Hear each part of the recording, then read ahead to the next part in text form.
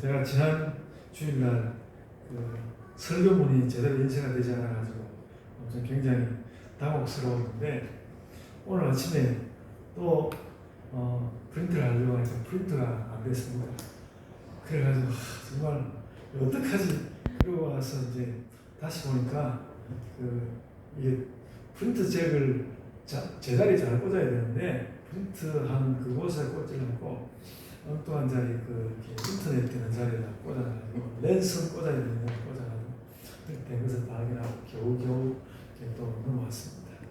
그래가지고 또 예배 드리고 이런데 뭐 이렇게 또 제대로 이렇게 PPT가 안 넘어가는가 하면 제가 귀가 좀 박지가 않아가지고 저는 소리가 들리는 줄 몰랐는데 예배 드리고 시작했는데 또 구글에서 음악이 나오고 있고 그래서 여러분 참 그 마음이 쉬고 싶은데 마음이 참 쉬어지지를 않는 그런 게 너무 많습니다.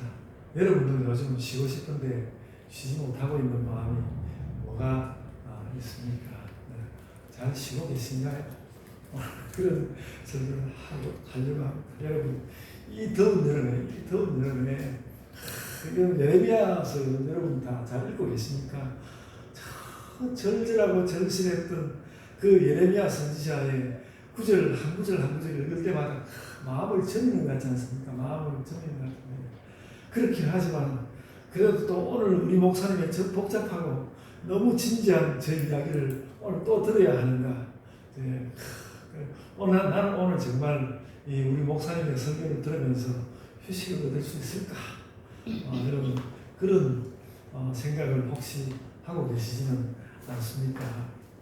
오늘 제 설교를 미리 설교가 어떤 구성으로 되어 있는지 미리 말씀을 드릴게요. 첫 부분은 이스라엘의 역사 공부를 좀 해야 돼요. 이스라엘이 망한다고 하니까 유다가 망한다고 하니까 이스라엘 역사 공부 잠깐 하고 아주 간단합니다. 그리고 뒷부분은 정말 우리의 휴식이라는 것이 어떤 것인지 오늘 예레미야 선지자가 안식일에 대해서 되게 절절하게 또 이야기하고 있는데 정말 우리가 안식하고 휴식하는 것이 어떤 것인지 그 말씀 짧게 하려고 합니다. 그래서 휴식하고 쉬는 마음으로 오늘 설교의 길을 기울여 주시기를 바랍니다. 그래서 하여간 내가 잘 쉬고 싶다는 마음을 간절히 하면서 오늘 말씀 가운데 들어가기를 원합니다. 여러분 유다의 멸망 이야기가 나오니까 이스라엘의 역사, 유다의 역사를 아주 짧게 요약해서 말씀을 좀 드려보려고 합니다. 늘 나오는 역사, 다윗이라는 사람은 새로운 밀레니엄, 우리가 이제 2000년 맞이하면서 뉴 밀레니엄 이런 이야기 했는데 다윗이 새로운 밀레니엄 전후의 사람이었습니다. 그러니까 주전 1000년 전후의 사람입니다. 다윗이. 그러니까 3000년 전 다윗이 우리 맨날 이야기만 하겠지만 이 3000년 전 사람입니다. 그리고 그의 아들 솔로몬은 그 시대의 화려한 통치와 문명의 시대를 일구었습니다. 대단했죠. 그래서 큰 강대국들이 많은 나라 그 틈새에서 조그마한 한 민족이 엄청난 제국 정도를 누리면서 갈 수 있었다는 대단한 일이었습니다. 그러나 바로 그의 아들 르호보암 때에 나라가 남북으로 나뉘어지고 말았습니다. 그래서 남쪽은 유다와 베냐민 지파가 함께하는 유다라는 나라가 되었고 북쪽은 나머지 10지파의 이스라엘이라는 나라가 되었습니다. 이스라엘은 이 아수르에 일찍이 멸망하였지만 멸망하기 전까지는 10지파니까 대체로 유다보다 강한 나라였습니다. 그래서 이스라엘 최악의 왕으로 불리는 아합 왕만 하더라도 상당히 그 지세 때는 나라가 강성하였습니다. 그러다가 이스라엘은 주전 721년에 망하고 말았고요. 유다는 이스라엘이 망하는 그 북새통 속에서 그래도 살아남았고요. 오히려 아수르가 이스라엘을 무너뜨린 아수르가 먼저 멸망하는 것도 유다는 지켜보았습니다. 바벨론에게 이제 아수르가 무너졌죠. 그래서 유다는 꽤 독립하여서 또 사는 것 같았지만 얼마 지나지 않아서 늘 새 제국 바벨론에게 시달리게 되었습니다. 그러다가 주전 640년부터 한 30년간, 그러니까 주전 한 610년 정도까지 유다의 개혁군주 요시야가 나라를 바로 세우려고 엄청나게 노력하였습니다. 한 30년간 8세, 그가 8세의 왕위에 그 왕위에 올라가지고 한 38세 되도록 살았는데, 그러고 나서 그 요시야가 그렇게 노력하다가 그렇게 하다가 유다의 모든 좋은 명은 그 요시야의 죽음과 함께 다 사라지고 말았습니다. 완전히 끝나고 말았습니다. 그리고 나서는 이제 요아스, 여호야김, 시드기야 이렇게 소리가 안 들립니까? 예. 자꾸 인터넷은 우리가 생각하지 않은 문제를 자꾸 이렇게 조심조심 마음이 쉴 수가 없습니다. 그래서 이제 그 왕, 여러분 한번 그 강의 시간을 다 따라 해보면 여호아스, 여호야김, 시드기야 네 왕으로 이어지는데, 그 앞에서 차례대로 그 여호아스와 여호야김은 그 죽은 요시야의 아들이었고요.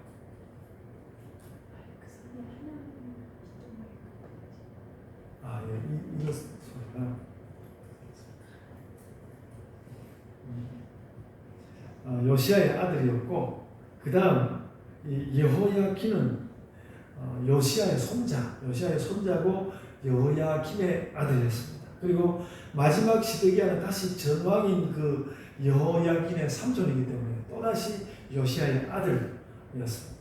그러니까 이 요시야가 죽고 난 뒤에 그 자기 후손 네 왕이 엄청나게 이제 고생을 했는데, 그 중에 그 네 왕 중에 세 왕은 다 요시야의 아들들이었고요. 한 명은 손자였습니다. 그래서 그 네 왕 중에서 그 여호야김만 그나마 유다에서 죽을 수 있었고, 그때 막 힘든 가운데 죽었는데 그나마 여호야김은 유다에서 죽었고, 나머지 세 왕은 다 바벨론으로 끌려가서 바벨론에서 타국에서 죽었습니다. 그 운명이 아주 말할 수 없었죠. 그러다가 이제 시드기야, 결국 마지막 시드기야 왕 때는 결국 나라가 망하고 말았습니다. 그러니까 정말 비참한 시기였는데요. 이 비극적인 시대, 그 비극적인 네 명의 왕이 있는 이 비극적인 시대에 유다의 대표 선지자가 바로 예레미야였습니다. 또 이제 그 중에서 그 네 왕 가운데 맨 앞에 있는 여호아스, 그리고 여호야김의 아들 여호야김은 그 왕도 3개월짜리 왕이었습니다. 3개월짜리 왕이었다가 바벨론에 끌려가고 말았고요.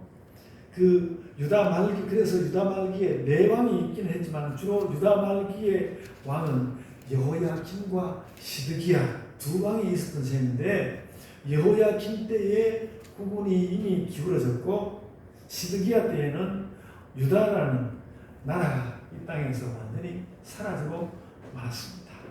나중에 이제 바벨론에 끌려갔던 사람들이 되돌아와서 그들이 민족 공동체를 다시 좀 형성하기는 했지만, 유다는 그 이후로 늘 강대국 총독의 통치를 받으면서 살게 되었습니다. 그래서 예레미야는 그 개혁군주 요시야, 그러니까 예레미야가 요시야 시대에 좀 겹치는 시기가 있긴 하지만 주로 예언은 요시야 시대가 끝나고 난 뒤였습니다. 망해가는 나라를 향한 예언이었죠. 그래서 개혁군주 요시야 시대가 끝난 후 나머지 네 왕의 시대 동안 쉬지 않고 예언하다가 그 나라가 망한 후에, 그 유다 나라가 망한 후에 여전히 그를 곱게 보지 않는 세력들에게 붙들려서 또 애굽으로 끌려가서 거기서 살다가 그냥 죽었습니다. 그러니까 제가 들어 말씀드렸지만 하나님께서 그냥 예레미야를 막 쓰고 싶은 대로 쓰다가 예레미야가 그냥 죽도록 그냥 버려둔 것 같은 그런 느낌이 참 듭니다. 그래서 여러분, 예레미야 51장 64절에 이런 말씀이 있습니다. 예레미야 51장 64절인데 한번 성경에서 한번 찾아보십시오. 예레미야 51장 64절에 이렇게 말했습니다. 바벨론이 나의 재난 때문에 이같이 몰락하여, 그러니까 여기 나는 하나님을 말하는, 하나님께서 재난을 줄 거라는 얘기죠.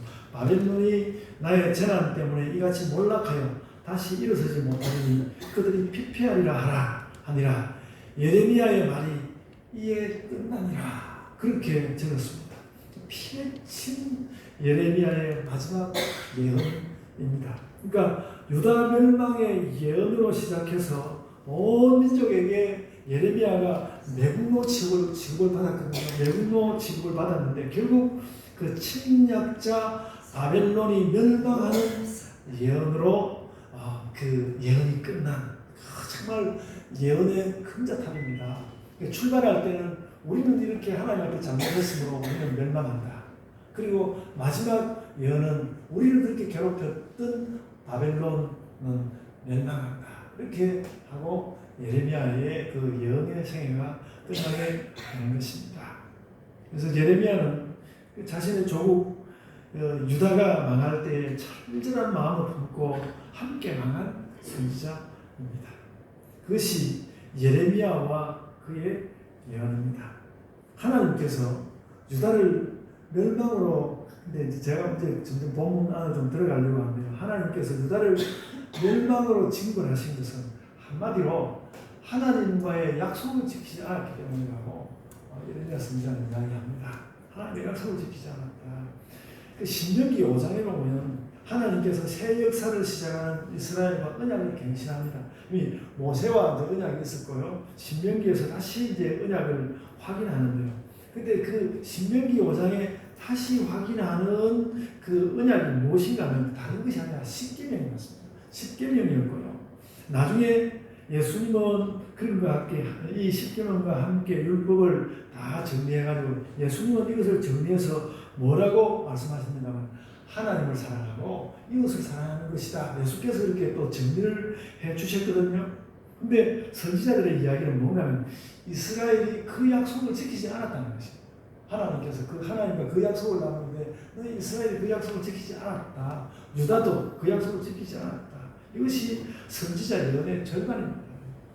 이스라엘은 하나님을 사랑하지 않고 우상을 숭배했으며 이웃을 사랑하지 않고 잔인하게 대하였다. 무정하게 대하였다. 이렇게 예레미야는 그걸 고발하는 것이죠. 이제 오늘 본문 말씀 이야기를 해야겠는데요.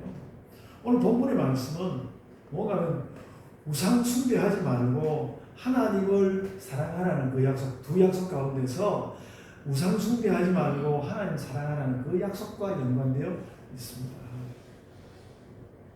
그래서 하나님을 사랑해야 하는데 하나님을 사랑하기 위해서 하지 말아야 할 일은 우상 숭배하는 것이었고요.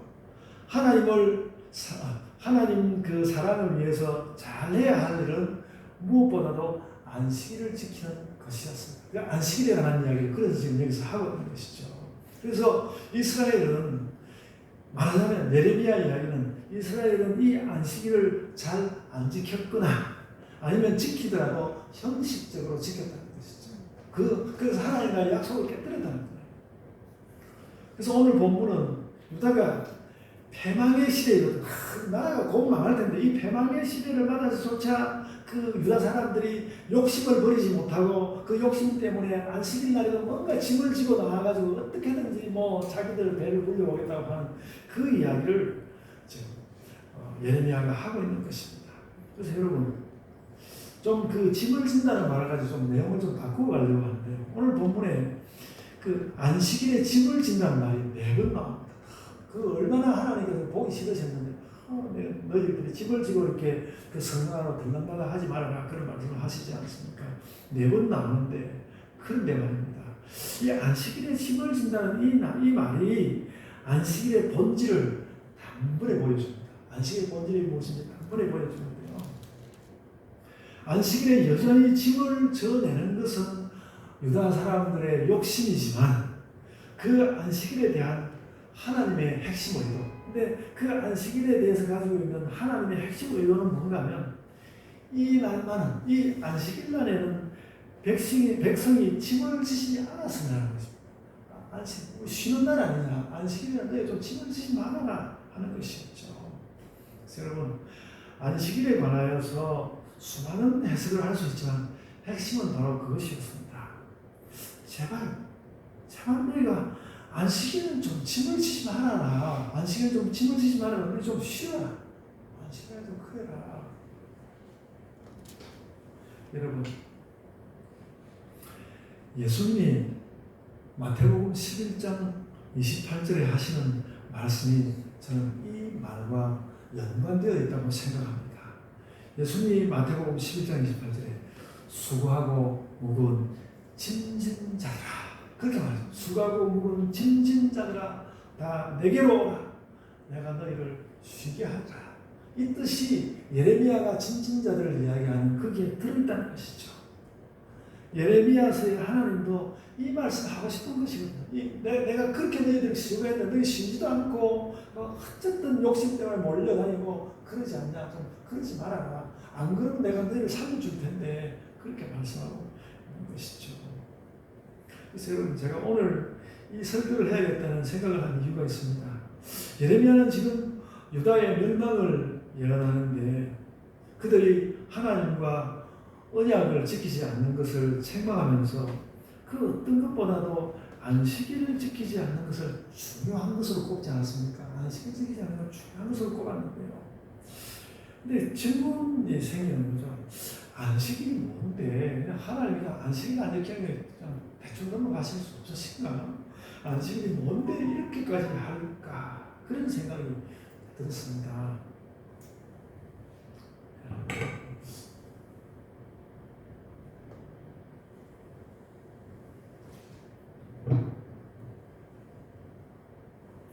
제가 이제 그런 질문이 생길 때는 자주 칼빈 주석을 찾아보는데요. 칼빈 주석을 찾아보니까 칼빈도 똑같은 질문을 하고 있더라고요. 똑같은 질문. 그 질문을 제기하면서 안식일 이야기를 하는 거예요. 안식일은 왜 그렇게 중요한 것인가? 안식일은 왜 그렇게 중요한 것인가? 여러분, 출애굽기 31장 15절에 보면요. 안식일에 일하는 자는 반드시 죽이라고 이야기했습니다. 안식일에 일하는 자는 반드시 죽이라. 이렇게까지 성경이 말씀하는데 왜 이렇게까지 말씀할까? 그리고 민수기 15장 32절 이하에는 안식일에 나무를 하다가 발각된 사람을 실제로 사형에 처하는 사람도 나옵니다. 이걸 보면서 우리가 무섭잖아요. 하나님 무섭다. 그런 생각이 들지 않습니까?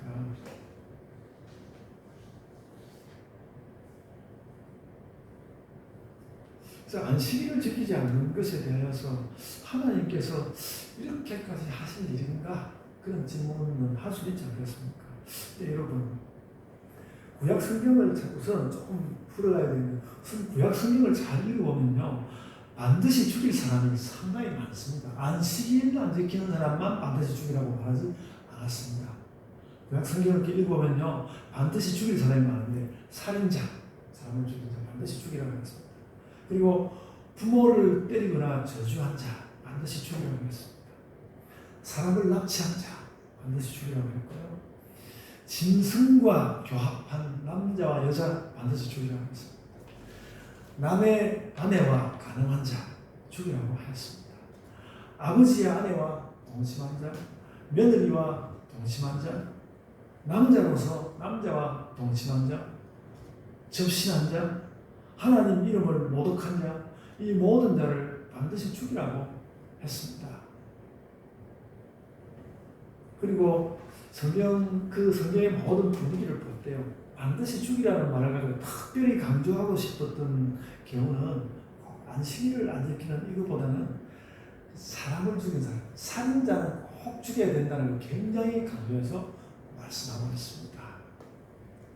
그래서 다시 말씀이지만 하나님은 안식일만 한 사람만 특별히 반드시 죽이라고 하신 것은 아니다. 그런 정도는 우리가 상식적으로 알고 있어야 하고요. 그래서 반드시 죽일 사람은 많았고 안식일 지키지 않은 사람은 그럼 반드시 죽일 사람은 여러 부류 가운데 한 부분이다.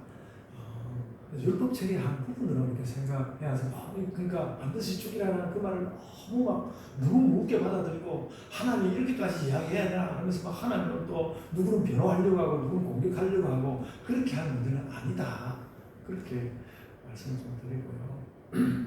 그리고 여러분, 제가 이 안식일 문제를 참 설명하기 참 어려운 그런 문제를 살펴보면서 칼빈은 또 다르게 좀 설명했습니다만 저는 이 안식일 문제를 살펴보면서 하나님에 대해서 다시 하게 된 생각이 하나 있습니다.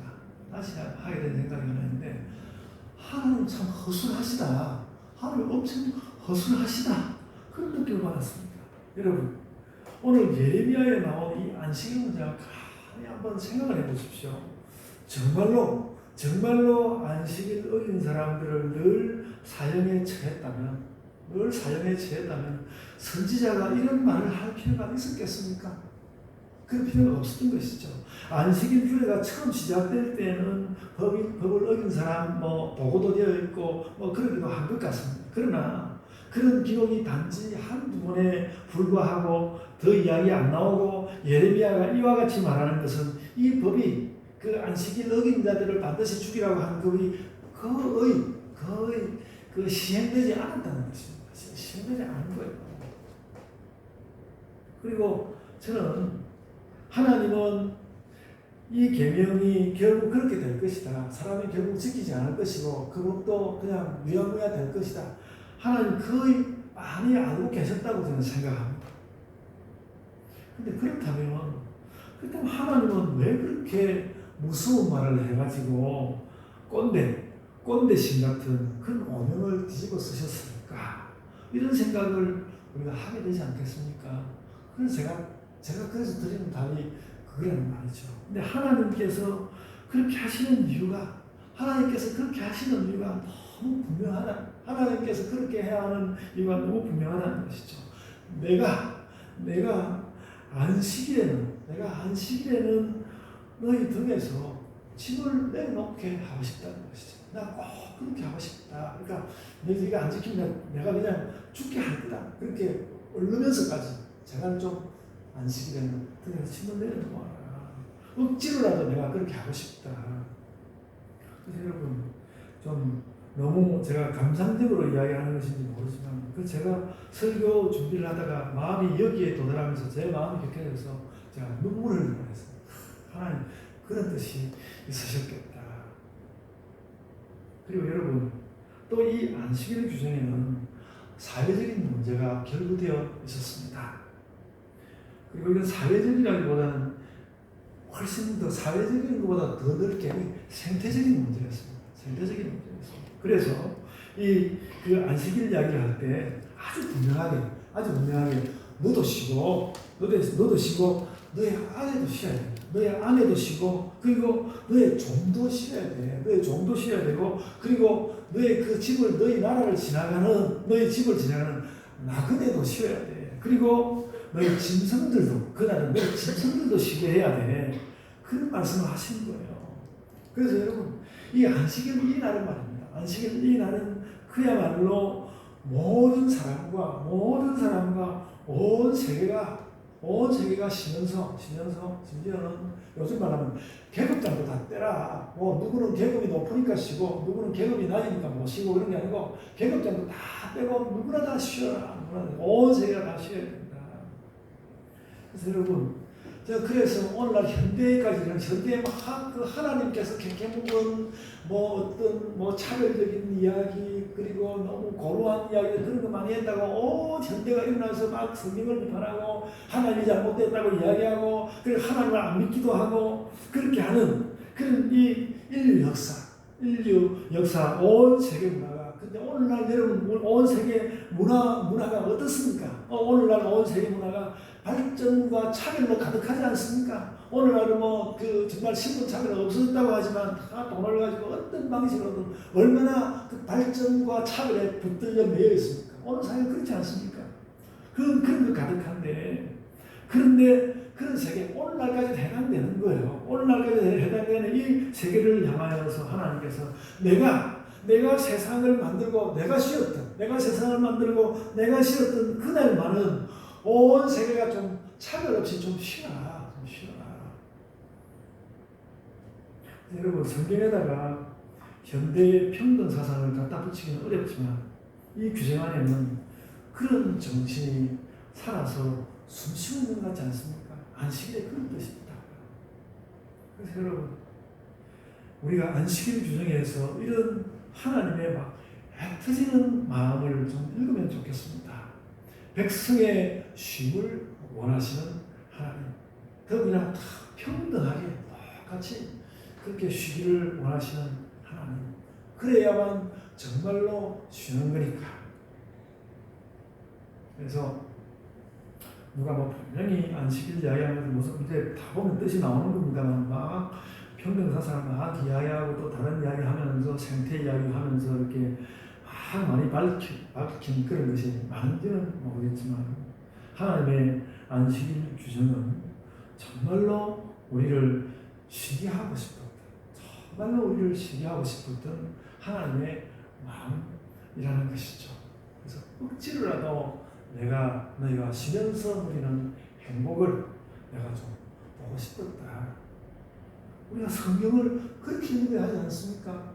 우리가 뭐 자유사상가들의 이야기를 따라서 맞아, 하나님 이거 문제야, 너무 심하게 말씀하셨어. 우리가 그렇게 이야기하는 것이 아니라 하나님의 뜻을 이렇게 읽어내야 하지 않습니까?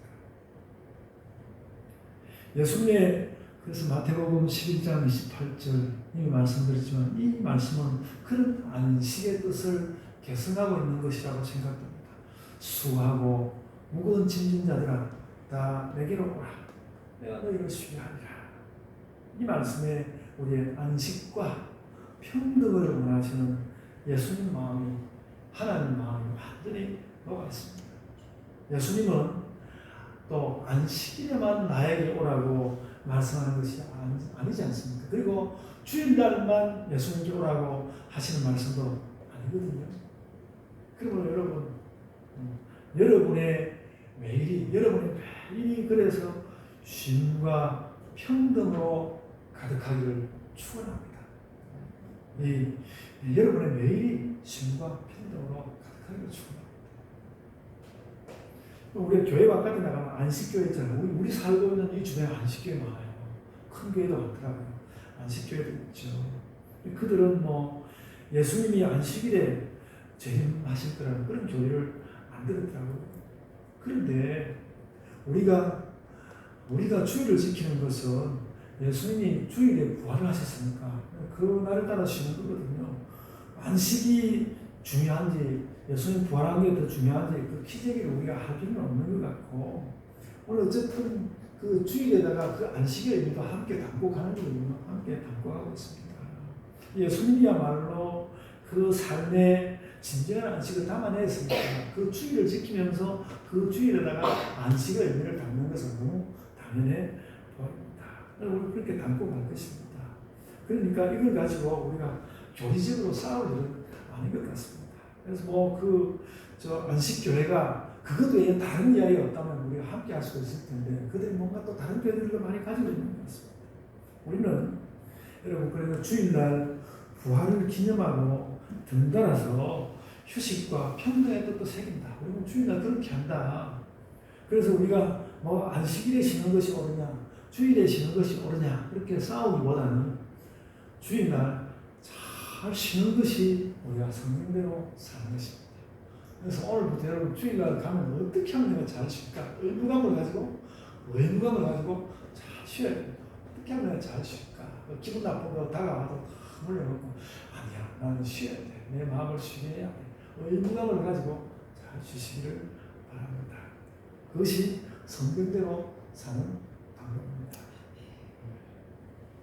그래서 우리가 안식이나 쉼과 관련해서 할 일은 그런 것입니다. 먼저 우리가 스스로 잘 쉬어야 합니다. 오늘 제가 특별히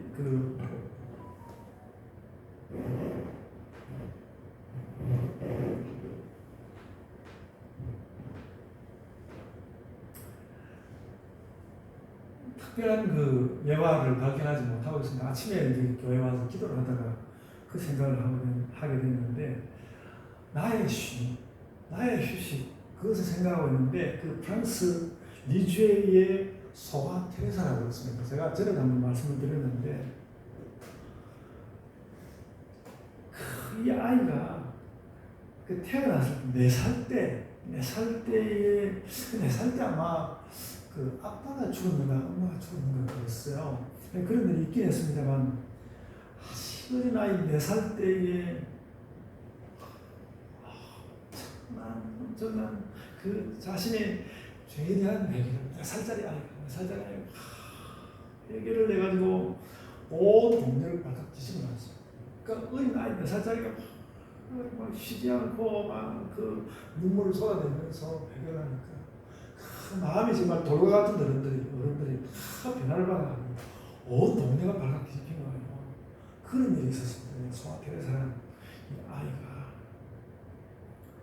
근데 그 4살 때부터 한 20년 세월에 걸쳐서 이 아이가 그 죄로 인한 슬픔을 이기지를 못하고 그 슬픔에 사로잡혀서 그렇게 삶을 살다가 불과 몸이 너무 허약해서 빈약해가지고 불과 24세 때에 결핵으로 세상을 떠나고 말았습니다. 그래서 뭐 가톨릭에서는 성녀 품에 올리고 그렇게 했습니다만 저도 뭐 그의 삶에 대해서 너무 감동적이고 그렇죠. 훌륭하지만 너무나 자신이 쉬지 못한 그 죄 문제는 너무나 자신이 쉬지 못한 그 제가 오늘 보면서 정말 여자 기억해버리다 기억해버릴 또 있구나 그런 생각을 했는데 너무나 자신이 쉬지 못하고 그래서 일찍이 죽게 된 그런 결과라고 보고요. 그래서 그의 생애에는 감동하지만 그래서 여러분은 이 소아 테레사처럼 그렇게 하지 마시고 소아 테레사처럼 잘 쉬어야 합니다. 잘 쉬어야 합니다. 잘 쉬시기를 바랍니다. 그래서 여러분 자신이 쉬어야 하고요. 그리고 어쨌든지 또 경제적으로 쉼이 어려운 사람들이 많지 않습니까? 경제적으로 쉼이 어려운 사람들에게 마음이라도 좀 쉬게 해주고 말 한마디라도 따뜻하게 하고 또 할 수만 있다면 경제적 도움을 조금씩 나눠주고 큰 건 아니어도 된다고 봅니다.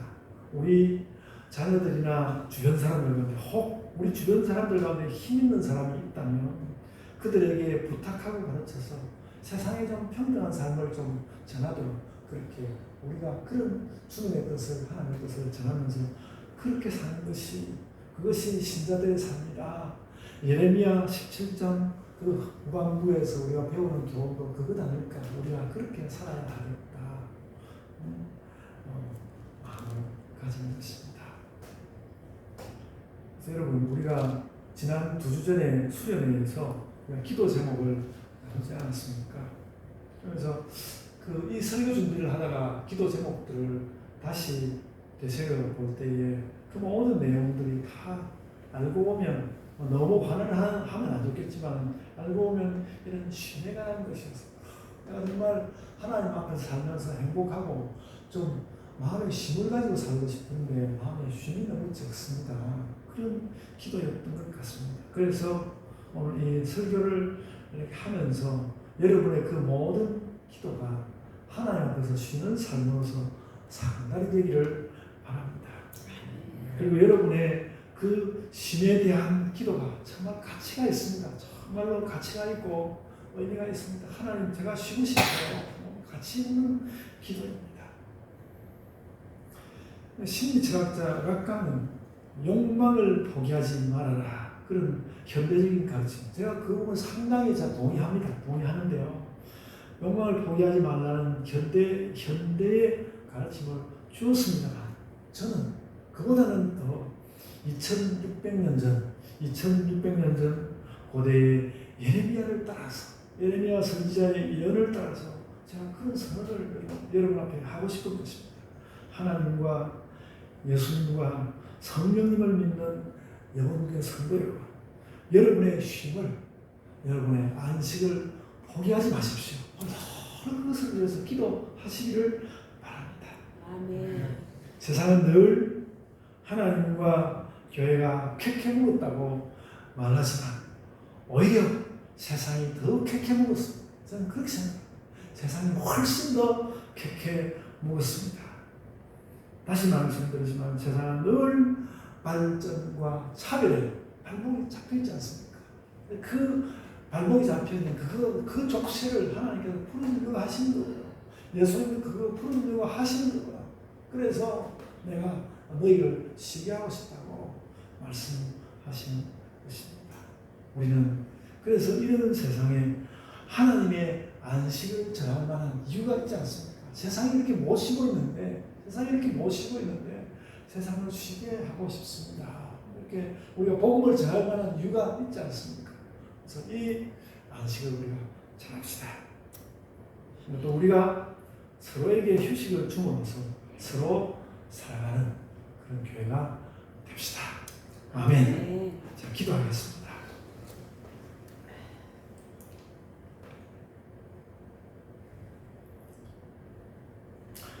아버지 하나님, 저희가 그 나라가 멸망하는 그 시대에 그래도 하나님께서 그 마음에 일으켜주는 그 사상을 절절히 외쳐놓은 예레미야, 그의 말씀을 그가 하나님의 입으로부터 우리에게 전해주는 그 말씀으로 인하여 저희가 참 하나님께서 내가 쉬는 것을 원하시는구나, 그 일을 깨닫고 저희가 정말로 주님 앞에서 쉬는 마음 갖게 하여 주옵소서. 주님, 저희가 삶이 어려워지는 가운데서 이런 일로 저런 일로 가슴이 철렁철렁하며 또 삶이 어려운 국면에 빠져드는 것을 얼마나 많이 겪는지 모릅니다. 늘 그렇고 또 아무 일 없는 것 같았는데 나에게 고난이 닥쳐오고 육신이 괴로움을 피할 수 없고 그런 것을 저희들이 늘 겪고 내 마음 가운데 내 삶 가운데 휴식을 가져오기가 참 어려운데 주님, 그럴지라도 내가 늘 하나님을 향하여 마음을 열고 그 나의 안식을 위하여 탄식하시는 성령님을 향하여 마음을 열모로 하여 내가 그래도 어려운 가운데서 또 안식을 얻고 또 쉼을 얻고 그래서 강건한 사람이 되어서 이 땅 가운데서 행복하게 삶을 살아가며 세상 가운데 나아가서 이 안식의 말씀을 전할 수 있는 신자들이 되게 하여 주시옵기를 원하옵나이다. 주께서 저희를 새롭게 하소서. 이 일을 우리 마음 가운데 이리 막히다 이렇게 박아서 주님, 정말로 제가 주님을 다시 새기고 주님 말씀을 다시 새김으로 제가 이 쉼의 삶을 가지겠습니다. 그래서 그렇게 살아가는 신자들이 되게 하여 주옵소서. 주께서 은혜를 입혀주시기를 원합니다. 늘 쉼의 삶을 나아가고 타인들에게도 그것을 전하는 자들로 살게 하여 주옵소서. 감사하고 예수님 이름으로 기도드리옵나이다. 아멘.